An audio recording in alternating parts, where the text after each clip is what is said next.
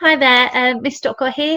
For those of you that don't know me, I'm going to be running you through a home learning guide for week 5 today. So here is the timetable. Across the timetable for each day, we do start with a word of the day. It then goes on to reading, writing, movement, some kind of physical exercise, maths, theme work, and reflection towards the end of the day. So an activity that we could do for the word of the day, and as I'm aware that not everybody has got a printer at home, now that these are two examples that I have beautifully made, if I do say so myself. We have got the word on the top left. I'm going to look at the one that says money. We've got the word, we've got a meaning or definition. You may use Google if you'd like to, but you'd probably know what a lot of the words mean anyway, so you as a parent can support. We've got a picture at the bottom left that they could draw, and then perhaps they might need some support to put the word into context. So in this case, the sentence is, I bought some sweets with my money. This is a really useful activity that they could do when they learn their spellings in future, perhaps. It just helps them to understand the meaning of each word. Quite often children will memorise a word or their set of spellings for the week really well, but they don't actually know what those mean. So this is a really useful activity to expand their vocabulary. So this is where you could take some of those words from. We have got the spelling list for year 1 and 2 here. So if you'd like to pause the video at any stage to take some of these, then you can. I've got the year 3 and 4 statutory spellings there, and the year 5 and 6 statutory spellings. So following on from this, you may have loads of reading books at home that you can work your way through. If you have finished all of those books, potentially, if you would like some other options to choose from, then we have got these are 2 that you can choose from. There are many more. We've got the Oxford Owl option. We've got a username and password there if you would like to access that. And we have got www.storylineonline.net. These are just a few resources that I've kind of cherry picked from the school website, but I know there definitely are more. So one thing that would be really key during this period, as always really with reading, is to make sure that the children's comprehension skills are progressing. This could be done by asking simple questions throughout the book. It could be, why do you think the character said that? Do you think they're happy or sad at the moment?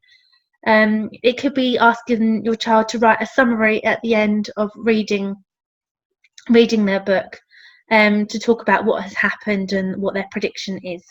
For younger children, a nice suggestion might be that they could draw a picture about what's happened in the section that you've read together.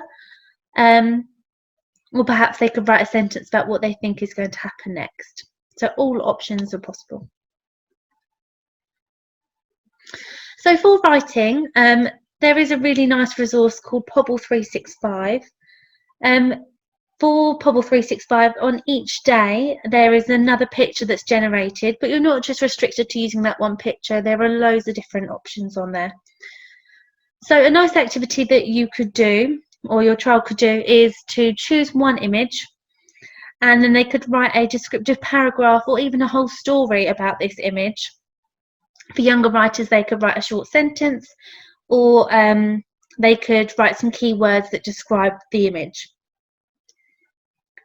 For older children, a nice extension for this is if they have wrote a nice paragraph that they think is really descriptive, their best possible writing perhaps, then you as a parent, if they were to read through their paragraph, it's sometimes nice if you try and draw out the image that they're describing without having seen the Pobble 365 image, so that you can compare whether their descriptive writing helped you as the audience to get the image into your brain. It's a really nice activity, and sometimes the child can start to see that their description needs some improvement, and then they can reflect and alter that. It's a really nice activity. They often enjoy it.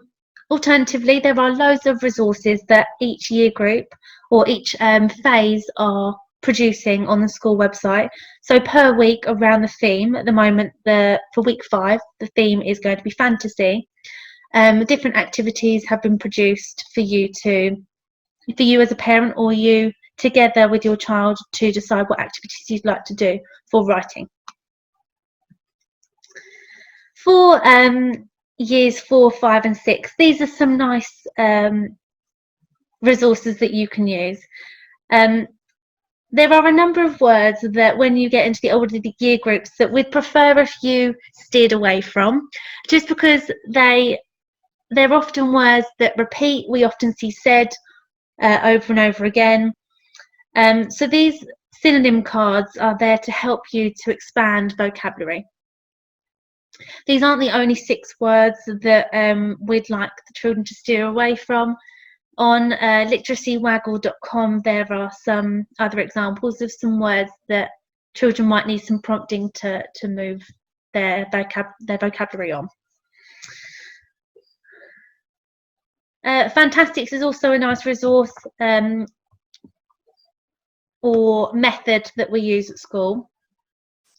It is a method that's used to remind the children of each feature that they should include in their writing. So F is for feeling. So for example, if we were talking about describing a character, then you might talk about the feelings that character is experiencing at that part in the story. A is for what that character might be asking. N is for what they notice, so what they can see. T is for touch. So they might touch the soft, fluffy dog, or bad example, but that kind of thing. Or feel the cold chill or in the air, things like that. A is for action. S is for smell. T is for taste. I is for what they can imagine, or what the character is imagining.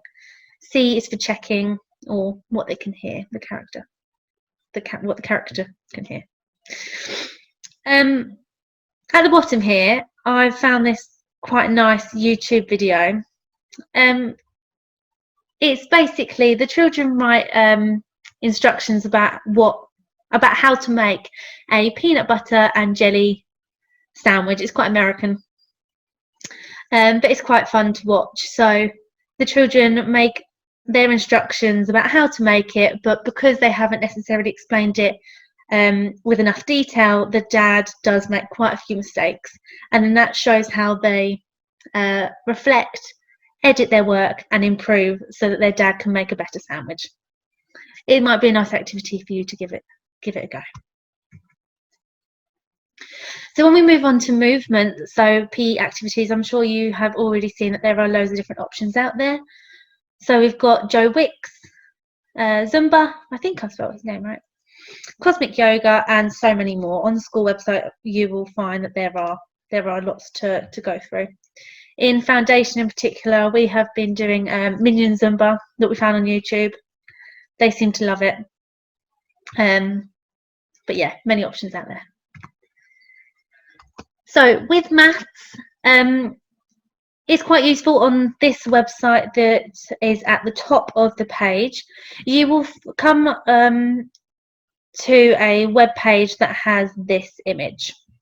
Now, when you select Year 1, this tells you what, as teachers, we aim to teach your children over the course of the year, from autumn through to summer, and which weeks we would have planned to do those. Now, sometimes it varies depending on the class or the year group, what they've understood or what they haven't. But this gives you a good understanding of where the children should be. So if you go to that website, then you'll be able to select your child's year group, and you'll be able to see where they should be, what they should be being taught. But honestly, don't worry if you haven't been doing this, because we can catch up when we come back to school, hopefully. Now at the bottom here, there's a really lovely resource that has been produced by White Rose Maths, so you can continue the learning that we would have been doing at school through this website. They've created videos teaching the children how to do that aspect of maths, and they have created some worksheets if you choose to do that. But really lovely alternatives are Number Gym and Purple Mash, which hopefully you should have access to from the passwords that you've received at school. So the theme this week, as I have mentioned already, is fantasy, and the resources will be coming up on the school website. Let's just see if I have those. So they're not currently up, but they will be appearing at the bottom of each year group. So currently, if I start at the top of the page, so I've gone to home learning and I scroll down. So here is where you would have found the example timetable that I mentioned at the beginning. There are other resources that you may choose to use. For example, maths, as I just mentioned, there is White Rose, and quite often we use Classroom Secrets as they link with White Rose. They create some quite nice worksheets for children to use. They link in with the subject knowledge that we're doing at that time. If I continue to scroll down, so we've got PE options here. We've also got some science suggestions. For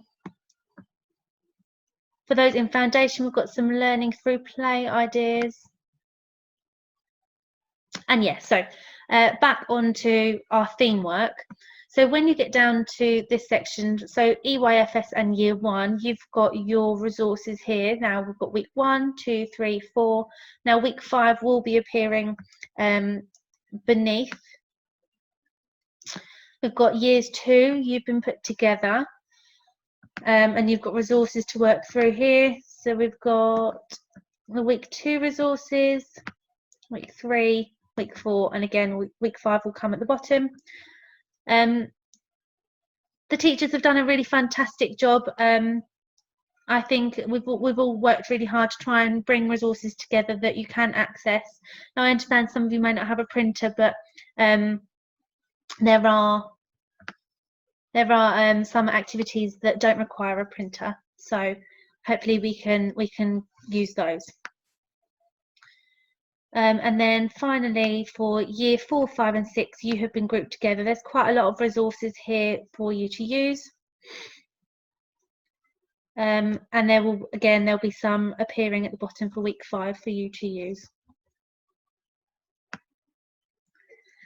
So I really hope that you have found this useful. If there's any suggestions or some additional guidance that you would like, then feel free to email the school office and we'll see if we can perhaps do another one of these videos to show you how we can use the resources and any other guidance that you may need. Thank you.